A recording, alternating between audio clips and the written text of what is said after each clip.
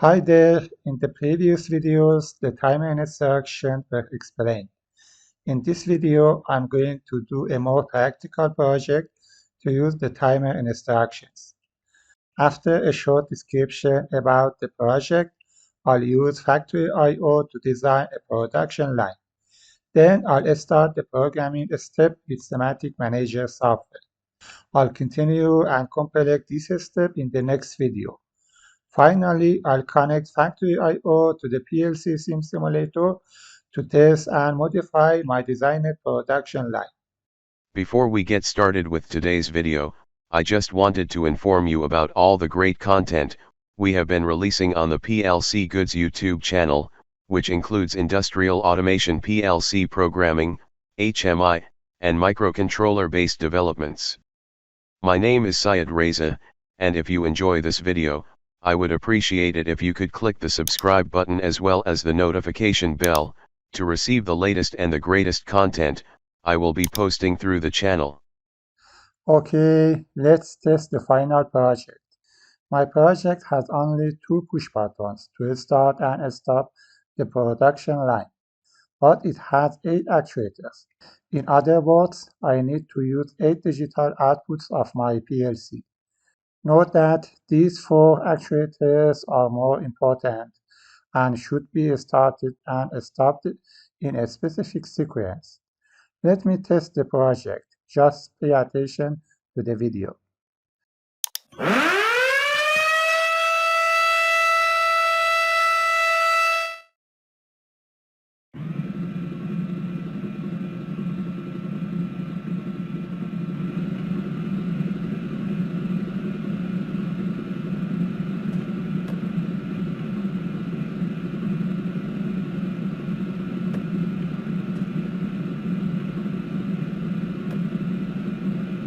Now let's press the stop push button.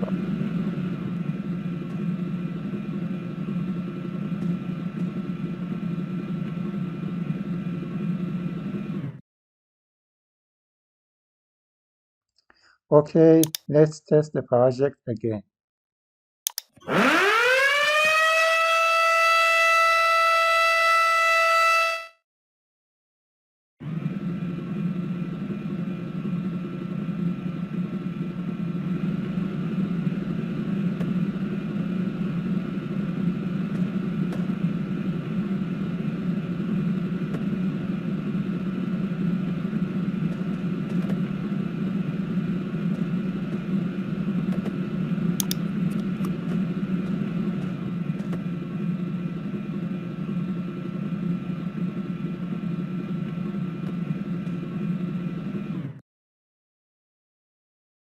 Alright, the first step is designing the production line with factory I/O software. Let's launch it. I prefer to run it as an administrator because sometimes my factory I/O cannot connect to the PLC sim simulator. And when I use this item, my connection problem is solved.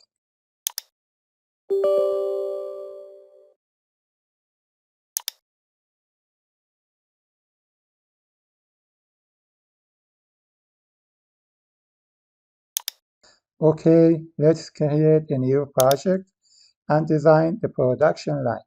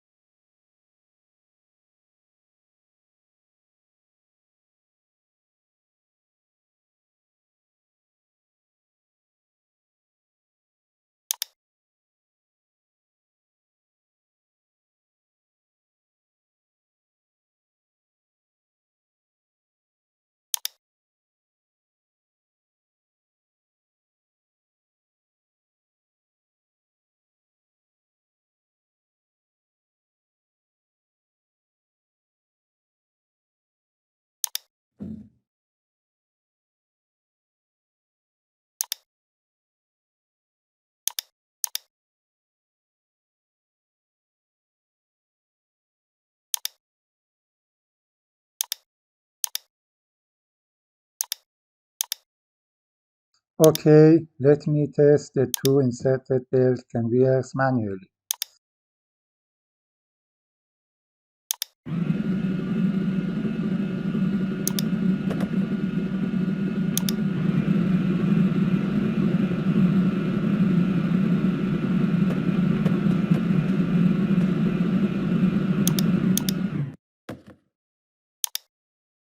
Well, I need a barrier here, and then I'll design the control box.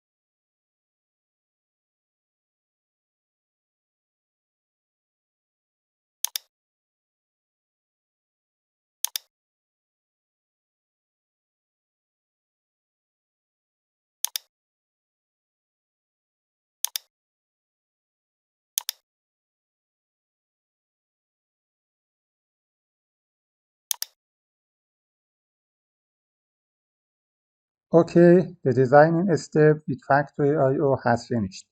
Note that I wanna control the emitter and remover with my PLC. By default, the force mode is selected for them. So let's release them and then launch Simatic Manager software to start the programming step.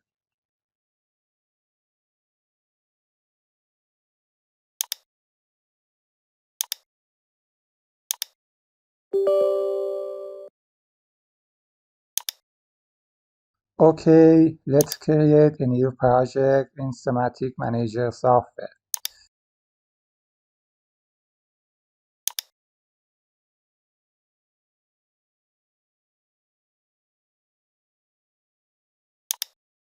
Well, in the previous videos, I explained how an S7 300 station can be added and configured. In this video, let's select the S7 program option. Now let's open the symbols table to define appropriate tags before opening the main block OB1. Note that according to the designed production line with factory I/O, I need 2 digital inputs and 8 digital outputs.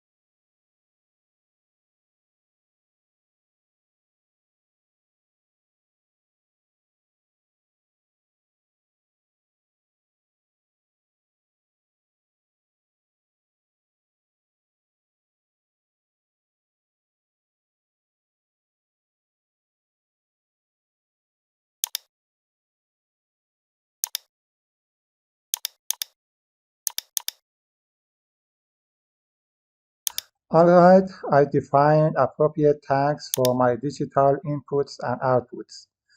Now let's open the main block OB1.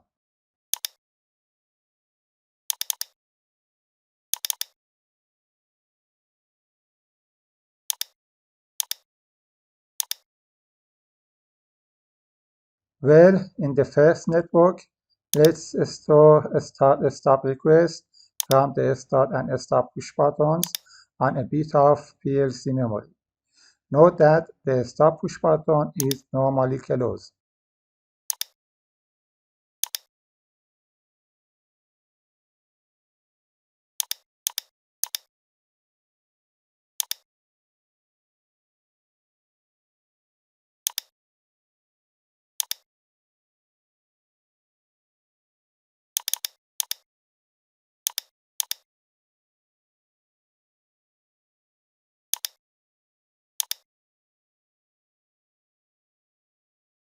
Well, I'll use this bit of my PLC memory later. Let me define a tag for that.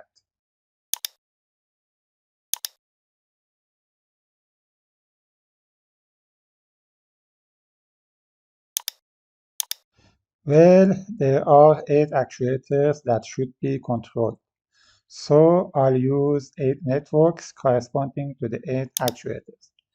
Inside the second and third networks, let's write a simple program to turn on the light of start and stop push buttons when I press them.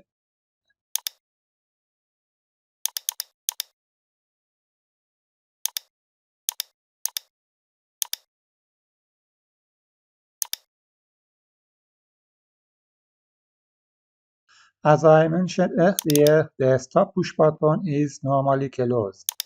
Therefore, instead of this normally open contact, I should use a normally closed contact to turn on its light when I press it.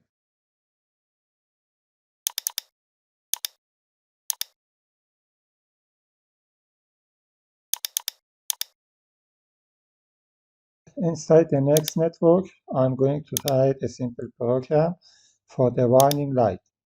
It should be on when each of these 4 actuators is on.